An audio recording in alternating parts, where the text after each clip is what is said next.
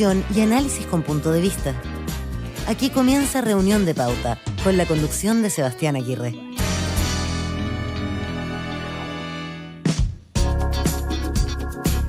¿Cómo están? Bienvenidos a esta edición de Reunión de Pauta. Gracias por acompañarnos a esta hora, cuando ya estamos cerrando este día martes. Estamos iniciando a esta hora de la tarde nuestro programa, nuestro capítulo para este 19 de abril de este año 2022. Gracias por acompañarnos aquí en Reunión de Pauta, la 100.5 en Santiago, 99.1 desde Antofagasta, 96.7 en Valparaíso, Viña del Mar, Temuco también 96.7 y en pauta.cl. Listos para comenzar nuestra conversación del día de hoy con el análisis, el punto de vista, las miradas de nuestros panelistas para esta jornada. Estamos listos, también conectados a nuestros panelistas. Mauricio Rojas, profesor investigador de la Universidad del Desarrollo, está junto a nosotros. ¿Cómo estás, Mauricio? Muy bien, gracias, Sebastián. Un gusto. Bienvenido, gracias por acompañarnos nuevamente. Carlos Williamson también está junto a nosotros, profesor titular de Economía en la Universidad Católica y profesor titular de la Universidad San Sebastián. Bienvenido, Carlos, gracias por estar con nosotros. Hola Sebastián, hola Paulina, bienvenida también. Gracias por acompañarnos, Carlos. Y claro, también nos acompaña en el capítulo de hoy Paulina Bodanovich, abogada, expresidenta de Fundación Horizonte Ciudadano, consejera del Colegio de Abogados. ¿Cómo estás, Paulina? Bienvenida. Muchas gracias, Seba. Muy contenta de estar acá hoy día. Gracias. Bienvenida de vuelta. Gracias por acompañarnos otra vez aquí en Reunión de Pauta. Bueno, junto a Mauricio, Carlos y Paulina estaremos en la próxima hora analizando algunos de los temas de esta semana. Nuestro plato de fondo para el primer bloque tiene que ver, por supuesto, con los proyectos de retiros previsionales que marcaron la jornada de este lunes fundamentalmente, pero que han dejado también mucho material para el análisis, y va a ser un tema que vamos a estar analizando en profundidad junto a nuestros panelistas. Pero en el puntapié inicial para nuestra conversación de hoy día, para romper el hielo, vamos a partir hablando del trabajo de la Constitución, de la Convención Constitucional, y el informe que fue emanado desde la Comisión de Medio Ambiente, aprobado casi en su totalidad por el Pleno de la Convención. Son 5 artículos más que se suman a la nueva Constitución. Y hay un punto en particular que nos queremos detener un segundo. El primero de los artículos despachados define qué es lo que se considera como bienes naturales y declara como un bien inapropiable el agua en todos sus estados y el aire. Sobre esto se consagra que el Estado deberá preservar, conservar y en su caso restaurar también aquellos bienes que sean inapropiables. Queremos analizar esto desde la perspectiva que ha planteado el convencional Bernardo Fontaine. Ha dicho que este artículo parece ignorar la importancia de los bienes naturales para la producción. Desde una perspectiva más económica, el foco que pone Bernardo Fontaine. Queremos saber qué es lo que ven nuestros panelistas también y si están de acuerdo con esta frase en particular. Carlos, ¿cómo ves todo este análisis que ha planteado Bernardo Fontaine? ¿Estás de acuerdo? Bueno, yo creo que efectivamente aquí hay una preocupación del sector productivo. Como todos sabemos, los bienes de uso público en Chile son inapropiables. Hoy día es así. Uh-huh. Lo que pasa, digamos, que de acuerdo al Código de Agua, ¿no es cierto?, se puede concesionar el derecho. En consecuencia, digamos, el hecho que ahora aparezca como que el Estado va a entregar unos permisos administrativos, a mi juicio, tiende a relativizar la capacidad o la posibilidad de que se haga uso, ¿no es cierto?, de ese bien natural, uh-huh, para fines productivos, teniendo cierta certeza jurídica, porque si no hay certeza jurídica, nadie va a hacer una inversión.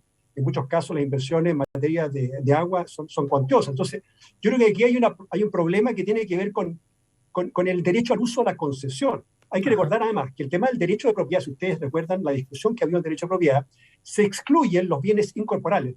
O sea, las concesiones están excluidas dentro de lo que es el derecho de propiedad. Entonces, a ver, yo creo que la preocupación es razonable. No creo que estemos hablando de algo que simplemente queda como en la Constitución. Digamos, creo que esto podría eventualmente perjudicar las futuras inversiones en el sector, como digo, porque lesiona o debilita este derecho a utilizar ese recurso, ese recurso natural. Mauricio. Bueno, mira, concentrándome en el tema del agua, que es el más, que más se discute, creo que hay algunos problemas fuera de lo que menciona Carlos, que tiene que ver con la inversión. Y hay dos cosas. No se especifica qué va a pasar con los derechos de aprovechamiento del agua, que hoy día son privados, comercializables. Estamos hablando de por lo menos unos 200.000 campesinos que habría que, no sé, expropiar, o qué se va a hacer con ellos. El Código de Agua, el que se aprobó ahora en enero, zanjó el tema diciendo de que los nuevos, digamos, el nuevo uso del agua va a ser concesionado, va a ser temporal además, y no tocó lo que ya estaba entregado. Así que aquí queda por establecer lo más importante, qué va a pasar con todo aquello que se ha distribuido. Y después hay un punto que es a mí me llamó mucho la atención. Todo esto no se aplica para las aguas indígenas, es decir, para las aguas que están ubicadas, según dice el texto, en territorios indígenas, que nadie sabe cuáles son los territorios indígenas. Puede ser desde todo Chile a la mitad de Chile, no se sabe. Allí no vale ninguna de estas prescripciones, lo cual es extraordinariamente llamativo, porque esto se define como un derecho humano, fundamental, etc. Y de pronto se dice que esto será resuelto por las comunidades indígenas con total autonomía. O sea, ellos pueden decidir que no se usa el agua, que se usa solamente para recursos productivos, en fin, para lo que sea.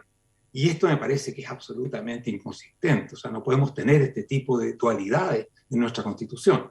Ajá. Paulina. Mira, partiendo por lo último que señala Mauricio, hoy día tenemos regímenes distintos en materia de propiedad indígena, hay catastro de propiedad indígena, por lo tanto es un régimen existente hoy en día, que no está consagrado en la Constitución, pero sí que funciona y que las aguas adscriben o adscribirían probablemente a un régimen similar. No veo esa complejidad tan grande. Claro, porque tendría que regularlo la ley probablemente, pero también se mantiene un poco, yo creo que cambia el lenguaje en esta redacción, porque como decía Carlos, hoy día de todas maneras hay bienes, el sistema funciona de una manera que podría ser similar, pero el lenguaje, al ser bastante drástico, es decir, son inapropiables, pareciera que los dejara fuera del comercio humano, como cuando uno estudia el derecho civil, digamos, que sería un bien incomerciable. Entonces, claro, lo que se busca y lo que se ha insistido permanentemente y que va en dirección con consagrar el derecho del consumo humano al agua es que no sea finalmente objeto de transacciones comerciales como un bien más, sino que tenga un régimen distinto.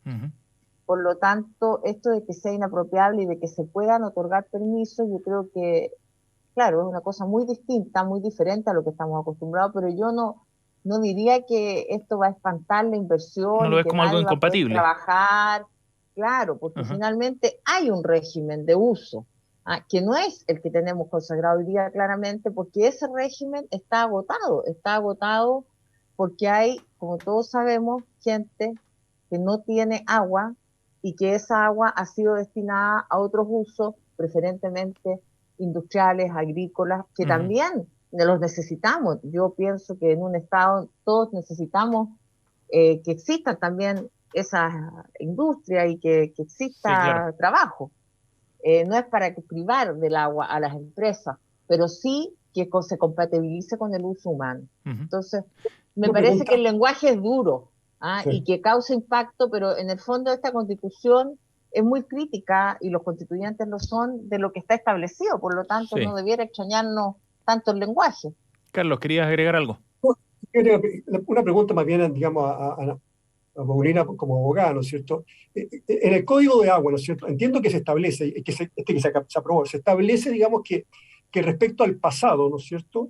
No se toca el régimen que existe, ¿no es cierto? Pero sí hacia futuro. Por lo tanto, ¿qué consecuencias tiene esto desde el punto de vista de aquellos que tienen ya otorgados derechos del pasado? Entiendo que serían perpetuos o tendrían, digamos, en el fondo un régimen distinto en el futuro. ¿Qué opinas tú sobre eso? Claro, en general la Constitución va a tener que establecer algunos artículos transitorios, creo yo, que rijan y que regulen las situaciones que están hoy día constituidas respecto de aquellas que se van a constituir en el futuro, porque de otra manera, como señalaba Mauricio, se produciría una expropiación de ciertos bienes. Entonces, esta situación no se va a dar solamente en el caso de las aguas. Acuérdense el tema de las concesiones, que en este caso se están prohibiendo y que se pasa a un permiso administrativo. Bueno, las concesiones también han sido objeto de crítica y de prohibición constitucional, por lo tanto, y hoy día tenemos contratos de concesiones celebrados vigentes que están produciendo efectos. Por lo tanto, todo lo que esté bajo la actual Constitución o las actuales leyes va a tener que tener un régimen transitorio. Bien, ahí una visión sobre esta discusión. Está ya establecido en todo caso dentro del borrador que ha aprobado este artículo junto a otros 4 que emanan desde la Comisión de Medio Ambiente y que quedan entonces tras de la aprobación del Pleno ya en el borrador digo, y la propuesta que tiene que hacer la Convención Constitucional. Estamos aquí en reunión de pauta con Paulina Bodanovich, Carlos Williamson, Mauricio Rojas en nuestro equipo de este martes. Y vamos a ir a nuestro tema de fondo. Hablemos del quinto retiro, o más bien, para ser precisos, de los retiros de fondos previsionales, donde ambos proyectos, como sabemos, quedaron rechazados en la sala de la Cámara de Diputados, tanto el retiro universal que estaban planteando los parlamentarios como el retiro más acotado, como se le llamó, propuesto por el gobierno. Ninguno logró los votos que se requerían. Y viene todo un análisis desde el punto de vista de lo que significa el rechazo como señal política, como efecto también económico del no haber dado curso a estos retiros que habían sido bien criticados, pero también un análisis más político sobre el rol que está jugando el Congreso, sobre la conformación del bloque oficialista y cómo votaron también en estos proyectos y de la gestión del mismo Ejecutivo, por supuesto. Y eso es lo que vamos a analizar junto a nuestros panelistas en los próximos minutos. Paulina, ¿cómo crees tú que quedan las cuentas para el gobierno después de lo que ocurrió ayer en la Cámara de Diputados? Bueno, yo creo que Marcel fue bien, digamos, me gustó la respuesta que él dio. Dijo, esto no es un reality para estar calificando si hay ganadores o perdedores. Uh-huh. Yo creo que, a mi modo de ver, finalmente, Marcel ahí dice se está debilitada su figura. Yo creo que al contrario, sale fortalecido de una situación que era bastante compleja, que no... nadie quería, pero finalmente yo creo que tampoco nadie entiende mucho, ya después de la gente, uno mismo no tiene tiempo de estar observando todo un día la discusión, sí, ni las diferentes fue largo el día.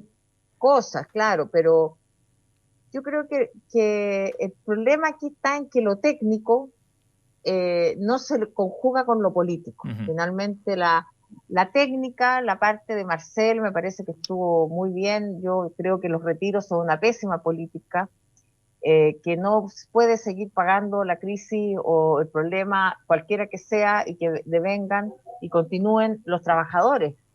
Hay, entiendo, 5 millones de personas que ya no tienen fondos, por lo tanto tampoco se les está solucionando un problema a ellos. Entonces, pero esto es muy difícil de entender porque finalmente se personaliza y dice, bueno, como los mismos que votaban antes ahora votan en contra, como el presidente si antes estaba a favor ahora está en contra. Entonces creo que para mí, después de haber visto algunas intervenciones, de haber leído y de tratar de entender, me quedo con la sensación de que la política nuestra está muy debilitada, de que tenemos actores políticos que están apuntando al populismo, y no lo digo solo por Pamela Giles y su banda, sino que por muchos otros diputados, diputadas, que prefieren ser condescendientes con un electorado y no tomar con seriedad la situación del país. Ajá. Aquí los propios partidarios del gobierno han actuado con muy poca lealtad, no con lealtad hacia la persona o hacia el gobierno, sino que hacia un proyecto político que recién se está iniciando. Un proyecto político que lleva un mes y que lo fundamental debería ser que nosotros avancemos hacia un verdadero sistema de seguridad social. Y en vez de eso, hay disputas pequeñas, hay descalificaciones, y eso me parece que es lo más triste de la jornada de ayer. Que es donde empieza a poner o a tratar de poner el foco el gobierno, precisamente. Carlos, y después de lo que ocurrió ayer, con la forma en la que se votó y sobre todo con los votos que se manifestaron en cada uno de los proyectos del bloque de gobierno, ¿cómo queda la figura de Mario Marcel entonces, su liderazgo después de lo que pasó ayer? Mario Marcel es un buen economista y va a seguir siendo buen economista y tiene un capital intelectual, ¿no es cierto? Que es bastante grande. Ahora, yo divido lo que sucedió en dos planos. En el plano estrictamente económico, yo creo que fue una jugada maestra de Mario Marcel, pensándolo bien. ¿Por qué, si uno piensa bien, Marcel siempre dijo, ¿no es cierto?, que los retiros, que significaban drenar fondos de pensiones, causaban no solamente ese drenaje, ¿no es cierto?, además había sectores de bajos ingresos que no tenían esos fondos, además que desde el punto de vista redistributivo era malo, sino que desde el punto de vista de la inflación provocaban inflación. Ahora, quedarse con los brazos cruzados y no hacer nada frente al quinto retiro, se habría aprobado el quinto retiro.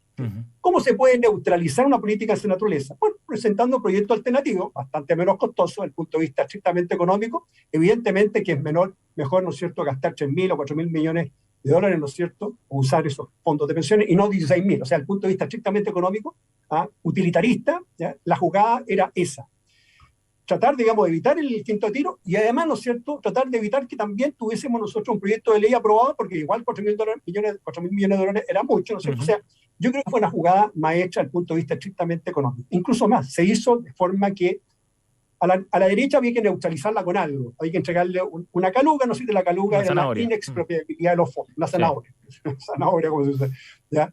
Después, bueno, se contaban con los votos del Frente Amplio y del Partido Comunista. Por lo menos esta pasada, digamos, había... Y en medio, ¿no es cierto?, había una confusión. Había que confundir, digamos, los socialistas, que es parte un poco de la discusión que unas noticias coladas de Paulina.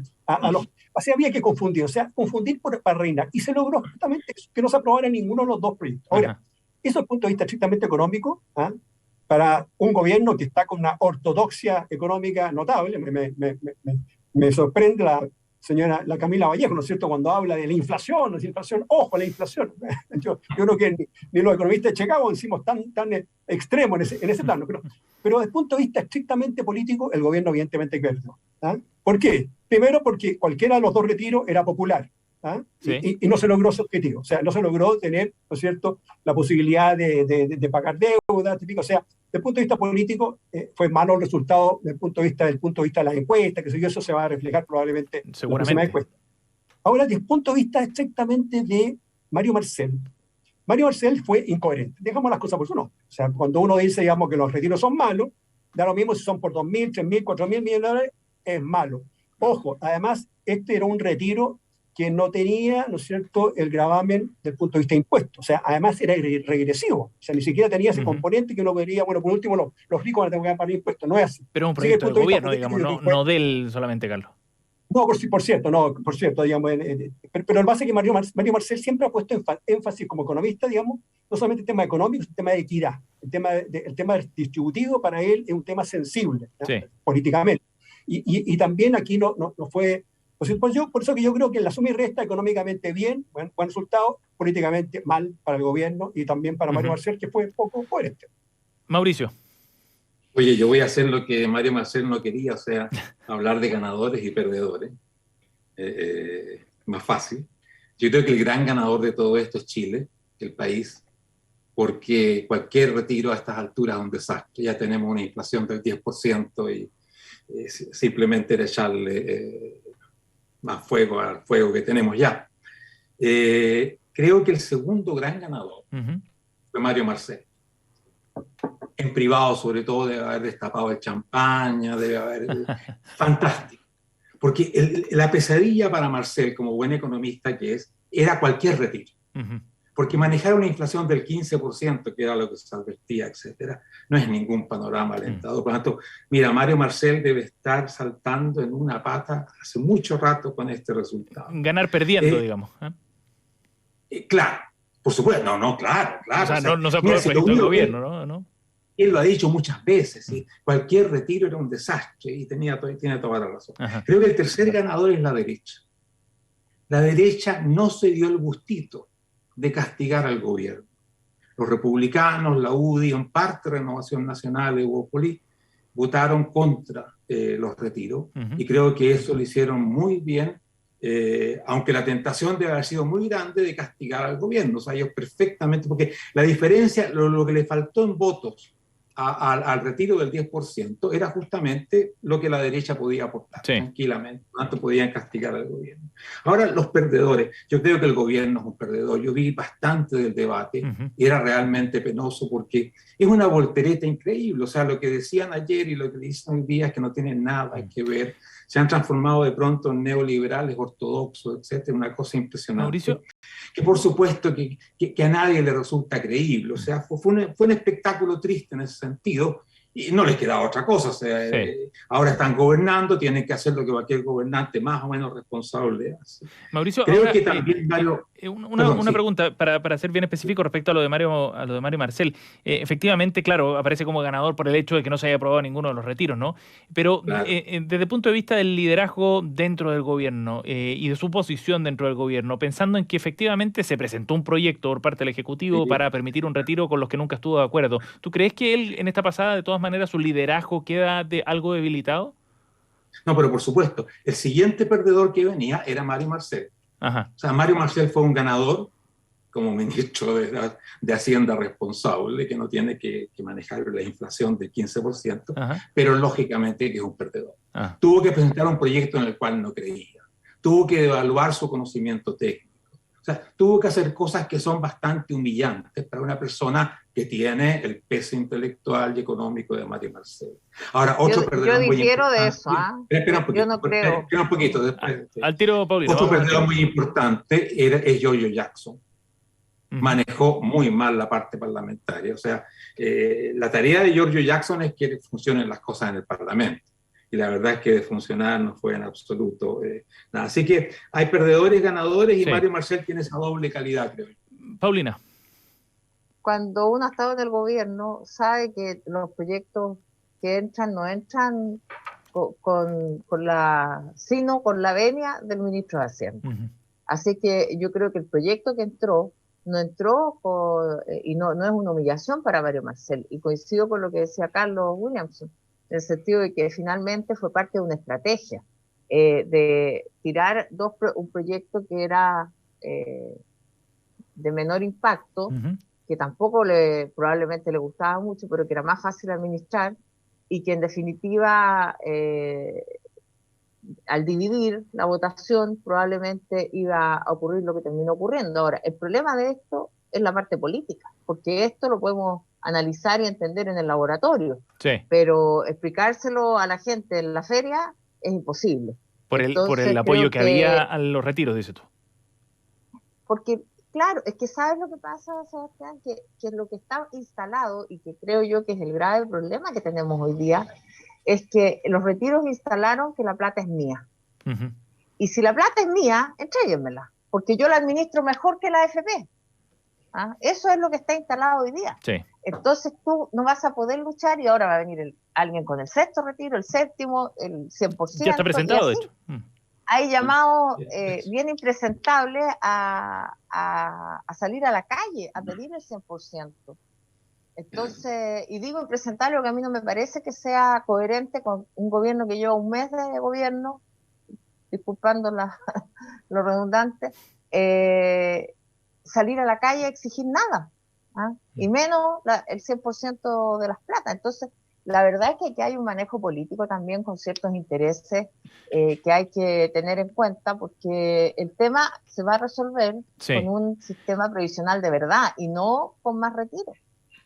Carlos, ¿tú estás de acuerdo con ese análisis que hace Paulina? Estoy de acuerdo. Yo creo que el dique se rompió, y se rompió definitivamente. O sea, aquí va a ser muy difícil, porque además la gente ya entendió primero que la plata estaba.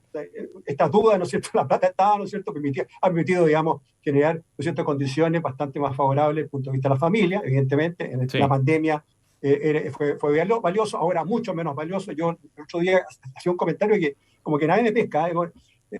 Mario, en el último informe de política monetaria se dice que en las cuentas vistas, que son cuentas del Banco del Estado, y generalmente son sectores de bajo ingreso, se ha duplicado el monto en millones de UF. Es mucha plata. O sea, hay un grado, digamos, a ver, yo sé que hay liquidez guardada ahí, ¿no? Exactamente, la liquidez guardada, por lo tanto, era mucho menos necesario ahora. Pero aquí se rompió el dique. O sea, cuando esa liquidez, digamos, se gaste, porque evidentemente vienen pedidos difíciles, 10% de inflación, se va a consumir parte, digamos, de los recursos de la familia, ¿no es cierto? Cuando sea necesario, digamos, un nuevo retiro, va a aparecer un nuevo retiro. A lo mejor, digamos, no sé si este mes, el próximo mes. Entonces, el dique se rompió. Y por lo tanto, aquí se viene un periodo muy complejo desde el punto de vista del manejo económico. Entonces, claro, es cierto que, yo insisto, yo creo que Marcial ganó, porque efectivamente ninguno de los dos proyectos operaron. pero se viene para él, ¿no es cierto? Son bastante complejas. Además de que hoy día tiene el apoyo de los comunistas. El día de mañana a lo mejor los comunistas dicen, no, momentito, ahora me toca a mí, hagamos esto. Bueno, y está bien revuelto el panorama dentro del oficialismo. Carlos, ¿y cuál crees tú que puede ser una prueba importante para ese liderazgo de Mario Marcel a continuación, digamos, en lo que viene, en las discusiones o en los trámites que vienen? Yo creo que rápidamente, digamos, tiene que entrarse al tema de pensiones con un proyecto de ley que ojalá se tramite lo más rápidamente posible. Yo creo que ese es un tema que no puede seguir todavía, está picando la pelota hace mucho tiempo, digamos, y la gente quiere saber qué va a pasar, ¿no? Hoy día, ayer, ¿no es cierto?, se ingresó este proyecto de inexpropiabilidad de los fondos, digamos, que yo creo que es popular, entre paréntesis, ¿ya? Yo creo que a la gente que le diga a la Constitución va a haber inexpropiabilidad de los fondos, es popular, es un proyecto que es bueno, a pesar de que tiene algunas cuitas, digamos, que hay que arreglar, el tema de qué pasa con la rentabilidad, qué pasa con la administración de los fondos. Pero, por lo tanto, yo creo que hay que salir jugando, y salir jugando significa un tema de pensiones, lo más rápidamente posible. Y el otro tema que es muy importante, el tema tributario. El tema tributario, entonces, estamos todavía frente a una situación que está pendiente. El gobierno tiene que salir rápidamente moviéndose, si no, vamos a estar llevados por los hechos, y por el quinto retiro, sexto, ¿qué séptimo? Mauricio. Sí, yo estoy de acuerdo con Carlos y creo que una de las cosas interesantes que se introdujo es este tema de la inexpropiabilidad de los fondos de pensiones. Porque eso es mucho más fuerte que asegurar el derecho de propiedad. Porque la propiedad se puede expropiar, eso está establecido en la ley, etc. La inexpropiabilidad es una defensa absoluta de los fondos en este caso.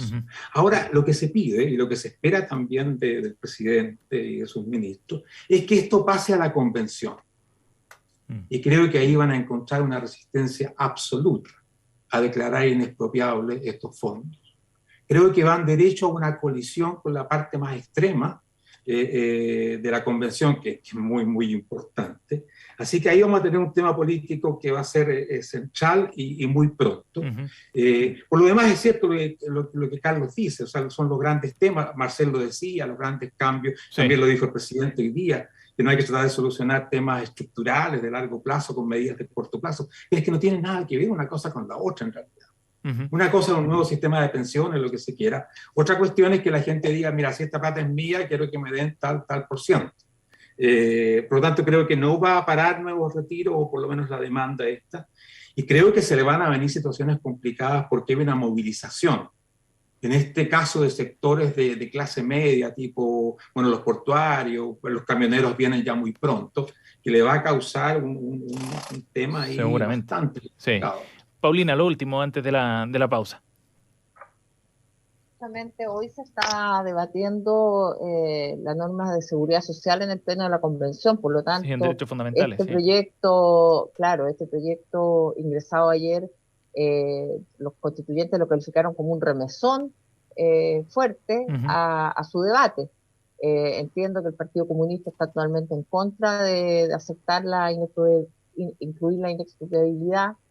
El colectivo socialista lo está analizando y manifestaron también la sorpresa del ingreso del proyecto, pero finalmente creo que lo importante es que se ponga el tema de la seguridad social en el centro de la discusión, pensando en una solución pronta, como señalaba Carlos, un proyecto que se pueda debatir, un buen proyecto y un proyecto que sea viable en un corto plazo.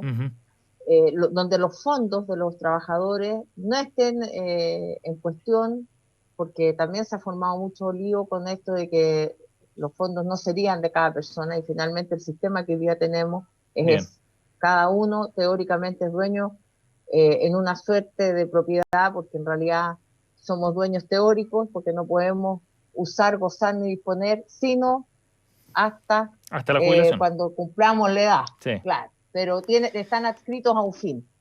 Entonces, pero claro, para la convención va a ser un tema y vamos a ver hoy día al final si se logró resolver o cómo lo van a poder plantear, porque precisamente hoy se está discutiendo. Y este es un reflejo también de cómo se empieza... Hay una cosa... Sí, Mauricio. Sí, yo creo que el problema con lo que dice Paulina es que no hay acuerdo dentro de la coalición gobernante sobre cuál sería ese proyecto. Y si no hay acuerdo, va a ser muy difícil que propongan algo pronto y que tengan apoyo político para eso. Y creo que hay una gran resistencia del sector comunista y más extremo a reconocer la propiedad de los fondos, porque en gran parte el nuevo sistema que quieren implementar se basa en expropiar, de hecho, declarar nocionales los fondos que existen. Eso es una especie de expropiación encubierta. Así que yo creo que va a demorar un poquito más de lo que se piensa porque no hay acuerdo. Y porque necesita más votos también el gobierno, ¿no? No tiene lo suficientes como para poder aprobar por sí solo el proyecto de reforma previsional que quiera llevar adelante. Hay dos coaliciones gobernantes, además. Bueno, además, otra dificultad extra. Claro. Sí. Carlos, ¿querías agregar algo más? Lo último antes del corte, ahora sí. El proyecto de reforma se refiere a inexpropiabilidad de los fondos de capitalización individual. Sí. ¿Qué pasa? Yo me pregunto, ¿qué pasa si tenemos un sistema de reparto donde te sacan los fondos y ganan un fondo común? O sea, no existen las cuentas individuales. Por lo tanto, digamos, aquí hay ciertas como temas que siguen como dando vuelta todavía, no está muy claro qué significa desde el punto de vista de la persona. Estamos junto a Carlos Williamson, Paulina Bodanovich y Mauricio Rojas. Nos vamos a ir a una pausa en esta edición de Reunión de Pauta. De lunes a viernes, desde las 8 de la mañana, los invitamos a conocer 4 miradas globales que buscan interpretar los temas más relevantes del debate en Chile y el mundo. Escucha Marcando Pauta, aquí en la 100.5. Corte y volvemos. Teatro Municipal de Las Condes presenta El violinista en el tejado.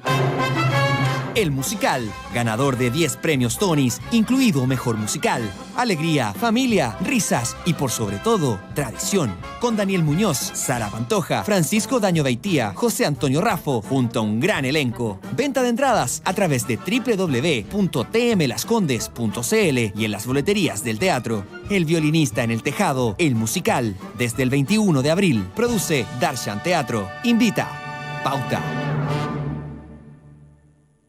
¿Sabías que estamos transformando Clínica Red Salud Vitacura en una de las clínicas más avanzadas del país? Mejoramos nuestra urgencia haciéndola más moderna y cómoda. Aumentamos consultas y especialidades para atenderte mejor. Nos equipamos con el resonador con inteligencia artificial más moderno de Chile y mucho más. Descubre lo que hace a Clínica Red Salud Vitacura una de las más avanzadas del país en Avenida Tabancura 1185 Vitacura y reserva tu hora en redsalud.cl. Red Salud. Mejor salud para Chile. En un contexto de crisis climática y estrechez económica, Chile se juega el futuro de una transición hacia una matriz energética sustentable. Por eso, Pauta y GPM AG te invitan al seminario Transición Energética en medio de la tormenta. Los factores que marcarán el avance de la agenda de energía. Te esperamos este jueves 21 de abril a partir de las 9 de la mañana a través de streaming en www.pauta.cl. Sé parte de la conversación que diseñará el futuro energético del país. Pauta, hablemos de verdad.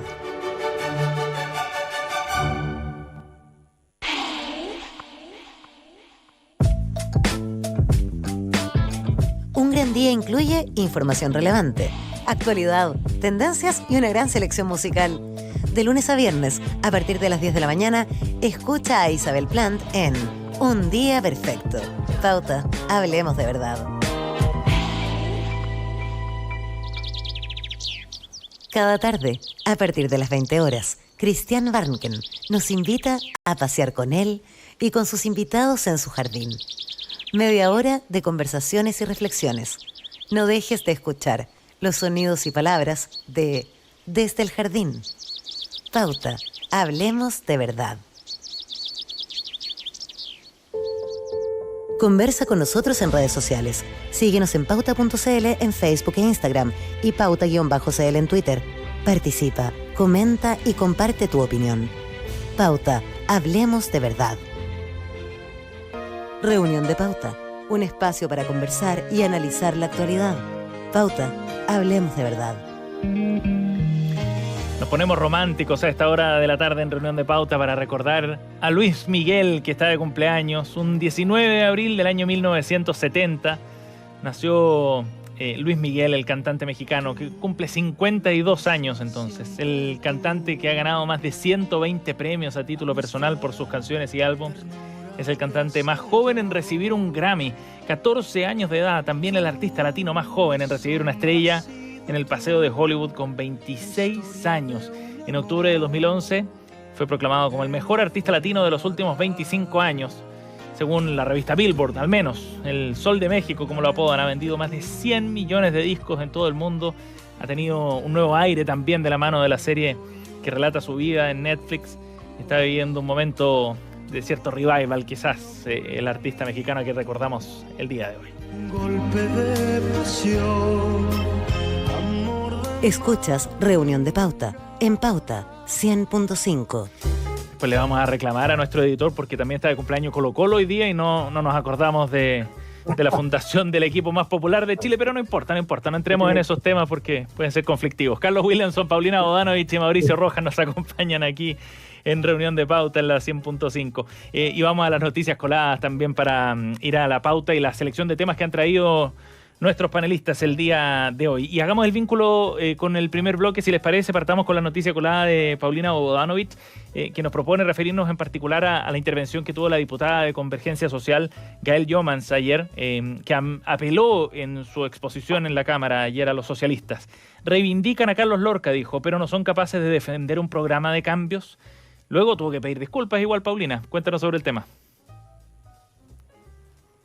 Bueno, fue bien desafortunada la diputada porque de partida sí. no se entiende mucho el contexto ni la relación de una cosa con la otra. Segundo lugar, Carlos Lorca, el único diputado detenido desaparecido, militante del Partido Socialista, y además hoy día nuestro partido cumple 89 años, entonces en la víspera del aniversario, para nosotros realmente es algo inexplicable que una diputada de el gobierno, del partido de gobierno, del presidente, nos ataque de una manera tan artera en medio de una discusión donde además el Partido Socialista votó el proyecto del gobierno. Entonces creo que en la política no todo vale. Yo soy poco de contestarlos por Twitter, casi nunca peleo. Pero anoche le escribí, le contesté a la diputada que no se juega con la memoria de los mártires, de las personas que fueron víctimas de violaciones de derechos humanos, que hasta hoy día no aparecen, como es el caso de Carlos Lorca, y por lo tanto hay que subir el nivel. Yo creo que respeto, diálogo son necesarios y no por ganar un minuto de tele se puede decir cualquier cosa ni hacer cualquier cosa. Sí, estaban muy, muy dolidos los diputados, además del Partido Socialista, en un momento en que además el gobierno estaba haciendo todos los esfuerzos por tratar de alinear bien los votos para lo que se estaba discutiendo ayer en el Congreso, ¿no? Que tenía que ver con los retiros. Carlos, Mauricio. Yo quiero agregar, digamos, otra línea, ¿no es cierto?, dentro de esta discusión que hay respecto a la votación de los socialistas, que es un poco lo que está pasando en esta Cámara de Diputados, que a futuro podría ser Cámara de Diputados y Diputadas, ¿no es cierto?, que tendría un rol más importante todavía, que hoy día se ha transformado, a mi juicio, en una suerte de montonera, ¿ya? Es un archipiélago con distintos movimientos, facciones, ¿no es cierto?, la política, digamos, se ha transformado, se ha fragmentado, ¿no es cierto?, en muchos movimientos, lo cual hace difícil la gobernabilidad, lo que estamos viendo justamente ahora, ¿no es cierto?, que es difícil poder saber o predecir cuál va a ser la votación de cada un partido político, porque aparecen los descolgados por todos lados, y eso evidentemente está haciendo cada vez más difícil gobernar, ¿ya? Así que yo creo que lo que estamos viendo en el caso socialista, que en el gobierno de Piñera fueron los de derecha, ¿no es cierto?, los oficialismos, está haciendo muy difícil la gobernabilidad. Y esto puede acentuarse hacia futuro. Entonces estamos frente a una situación que hace complejo para el gobierno, este gobierno, así como lo fue para el gobierno de Piñera. Cierto. Mauricio. No, yo entiendo muy bien la molestia de Paulina, porque claro, es un golpe muy bajo que le dieron a los socialistas. Ahora también hay que entender la irritación que había en ese momento, porque en la primera votación, la del 10%, los socialistas o se abstuvieron o votaron por el retiro. Por lo tanto, había de parte del oficialismo más oficialista una irritación muy fuerte por esta toma de posición de los socialistas, que estaban muy descontentos. Ellos encontraron que el gobierno no los había escuchado, que no los había considerado, y estaban manifestando, digamos, una protesta de esa manera. Creo que todo esto son cosas que el ministro Jackson no puede dejar pasar. O sea, esta es su responsabilidad. Por eso yo dije que uno de los grandes perdedores es Giorgio Jackson. Manifestó una impericia una adolescencia increíble para tratar grupos parlamentarios como estos. Él tenía que haber evitado que el Partido Socialista se pusiera en pugna con el Frente Amplio, con los demás, pero bueno, ahí tenemos el resultado. Bien, la noticia colada que nos traía hoy día Paulina Bodanovich. Carlos, ¿querías agregar algo? Te vi ahí Mauricio ha mencionado 2 veces a Giorgio Jackson. Yo conozco bastante a Giorgio Jackson, le tengo gran estima como persona, y me ha tocado muchas oportunidades de conversar con él. No es fácil la tarea, hay que partir de esa base. Y si consideramos nuevamente en el concepto de los ganadores y perdedores, yo creo que el gobierno, entre comillas, lo que buscaba, ¿no es cierto?, era impedir el retiro, fue exitoso. Y creo que Jackson, digamos, cumplió en ese sentido tal vez un rol que fue yo no creo que haya sido un mal rol, digamos. Lo que buscó era confundir, ¿no es cierto?, el ambiente, y logró confundir el ambiente de forma que se reprobaran. Para que se rechazaran los dos. Sí. Claro, o sea, Jackson no se manejó tan mal. Ajá. Está bien el matiz de Carlos Williamson. Vamos a la siguiente noticia, colada. Hablemos de noticias internacionales, es lo que nos propone Mauricio Rojas. A días del balotaje en Francia, en entrevista con el diario El País, el presidente del Reagrupamiento Nacional, mano derecha además de Jean-Marie Le Pen, Jordan Bardella, aseguró que esta es una elección de civilización, nación contra la mundialización. Ese fue el concepto que usó en esta entrevista, Mauricio. Mira, lo que yo quería, lo que me interesaba, sí. Primero puntualicemos, Marine Le Pen no va a ganar la elección. Ajá. Sin embargo, va a sacar seguramente más del 40% de los votos, lo cual es un resultado extraordinario. O sea, nunca habían andado ni cerca de eso este tipo de políticos en Francia. El padre de ella, Jean-Marie Le Pen, y ahora Marine Le Pen. Y la cuestión es quién vota por este tipo de partidos, por este tipo de líderes, por este nacionalismo, digamos, identitario muy fuerte. ¿Y por qué lo hace? En cuanto a quienes votan, todas las investigaciones, encuestas dicen que son los más pobres, los cesantes, los obreros, los empleados de bajo rango, o sea, lo que llamábamos el pueblo. Y esto es muy interesante porque resulta que el partido que antes la izquierda representaba tradicionalmente a este pueblo obrero o trabajador, el Partido Comunista, el Partido Socialista, que prácticamente no existen hoy día, y esto ha pasado a ser un capital de este tipo de derecha nacionalista, y esto se da en todos los demás países, no es solamente Francia. Ahora, ¿por qué lo hace? Y ahí está el tema de la globalización o la mundialización, como dicen en Francia. Es la gente que se siente profundamente amenazada por la globalización y por la inmigración. Son 2 temas que afectan muchísimo, especialmente a los sectores con menos educación, al trabajador simple. La gente de clase media para arriba, en realidad lo pasa bien con la inmigración, por ejemplo, porque tiene piezas baratas, limpiadores baratos, servicios baratos, pero la persona que vive en los barrios segregados franceses, los famosos banlieues, todo esto, que comparte el espacio físico con el inmigrante y que se disputa el trabajo, está en una situación completamente distinta. Así que, bueno, ahí tenemos el nuevo partido del pueblo. Es el nacionalismo de derecha radical fuerte. Segunda vuelta que se va a desarrollar este domingo ahí en Francia. ¿Paulina? Bueno, este fenómeno se está repitiendo en todos lados y como dice Mauricio, no va a ganar, pero va a estar dando una pelea que hasta hace unos años era ímproba. Por lo tanto, es un fenómeno preocupante el avance de la ultraderecha en España, en Francia, lo vimos acá en Chile con Kast. Creo que finalmente esto se está, ya es algo que está muy instalado. Y tiene que ver con lo que decía Mauricio, el tema de la inmigración, estos llamados de los ultranacionalismos que preocupan porque finalmente pueden resultar incluso atentatorios en algunos casos contra los derechos humanos de muchas personas, entonces directamente, digamos.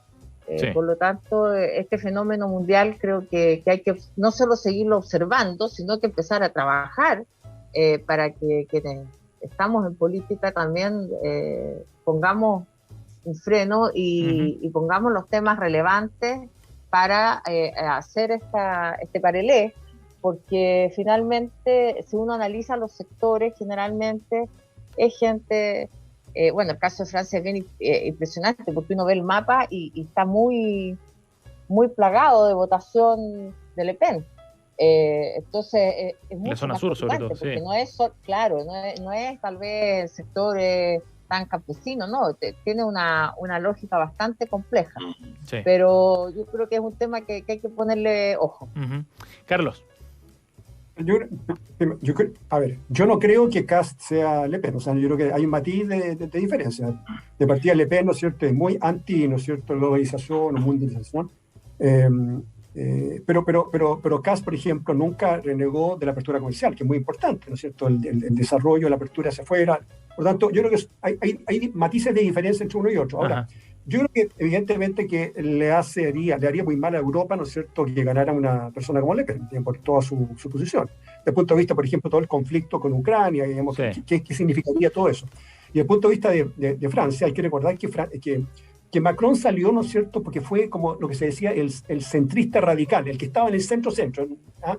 No quiso eso a los extremos, pero fue un presidente que puso en marcha una serie de reformas económicas que permitieron liberalizar los mercados laborales, ¿no es cierto?, redujo impuestos, ¿no es cierto?, y incluso se dice que es como el presidente de los ricos, digamos, esa es un poco lo que se señala. O sea que Macron ha sido un buen presidente, creo que además, digamos, le ha dado el liderazgo a Francia. Y Le Pen, ¿no es cierto?, representa un poco, como se ha dicho acá, el nacionalismo, es un Trump, digamos, tal vez morigerado, ¿no es cierto?, pero peligroso. Uh-huh. Y como se dice acá, seguramente, o sea, no seguramente, con certeza absoluta va a seguir Macron.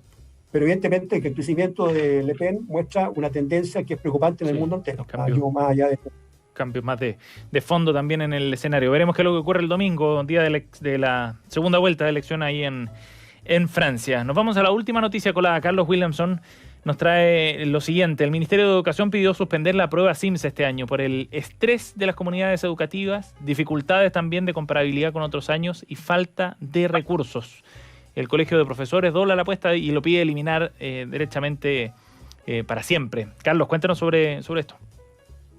Bueno, creo que este es un tema muy central, como que yo creo que es muy importante, sin embargo pasa como absolutamente colado, ¿no es cierto? Nadie le da ni mayor importancia, no hay discusión pública en ningún lado. Bueno, es cierto que son otros los temas que están en la agenda pública, pero este es un tema súper importante. O sea, el tema primero, algo que está muy, yo diría, ratificado en todos los estudios internacionales. Hay que medir, ¿no es cierto?, para saber cuál es el crecimiento, el aprendizaje de los estudiantes. Ustedes saben, el SIMS se evalúa a nivel nacional, ¿no es cierto?, hoy día lo hace a través de la agencia de calidad, ¿no es cierto?, cuál es la información respecto al logro de aprendizaje de los estudiantes en los respectivos colegios, considerando los contenidos curriculares. Además aporta indicadores cualitativos importantes: autoestima, motivación, participación de los estudiantes, educación ciudadana, equidad de género. Por lo tanto, sirve para medir, comparar, tomar acciones y de paso, evidentemente, evaluar el rol de los profesores. Por eso que también los profesores no quieren ser evaluados, el colegio de profesores por lo menos no quieren ser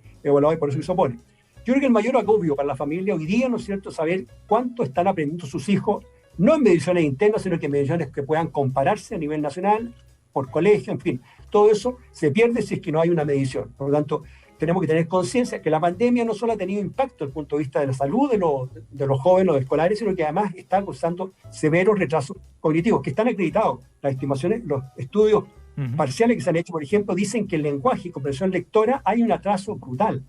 En el manejo analítico de operaciones matemáticas básicas, lo mismo. Por lo tanto, y esto perjudica mucho más a los colegios públicos. Por lo tanto, yo creo que más allá del tema de la comparabilidad, el tema del agobio, yo creo que es fundamental partir en algún momento midiendo, y el SIMS es una buena herramienta. Yo creo que sería muy negativo que no se utilizara, porque ya sería el cuarto año que no tenemos una medición para saber cómo están nuestros niños. Sí. Paulina.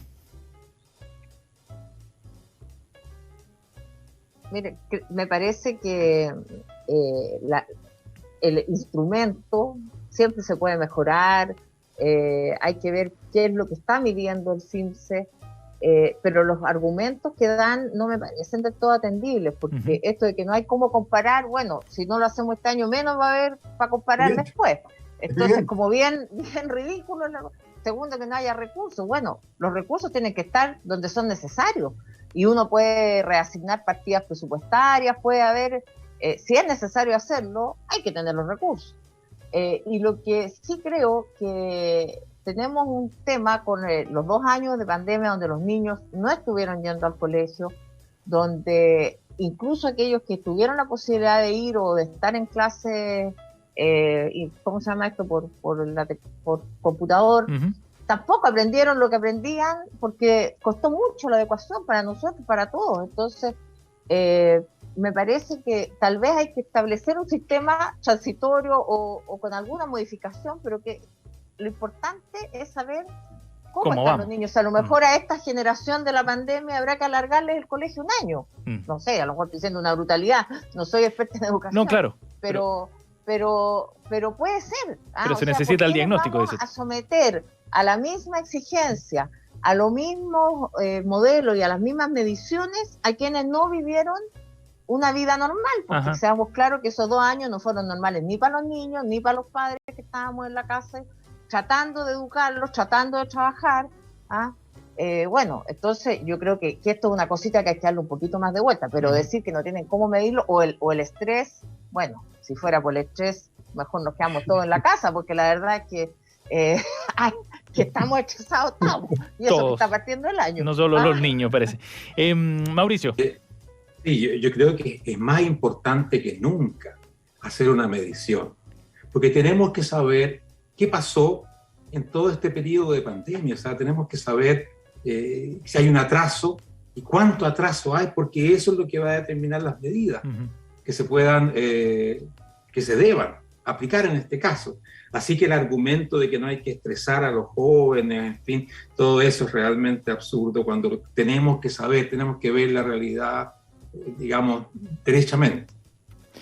Bien, la noticia colada que nos traía Carlos Williamson entonces para comentar aquí en Reunión de Pauta con esta decisión del Ministerio de Educación, o la solicitó al menos, de suspender la prueba SIMS. Estamos junto a Carlos Williamson, Mauricio Rojas y Paulina Bodanovich. Y nos vamos a ir a nuestro bloque final con los recomendados que nos traen nuestros panelistas para el día de hoy. Partamos con Mauricio y su dato para esta edición de Reunión de Pauta. Mauricio.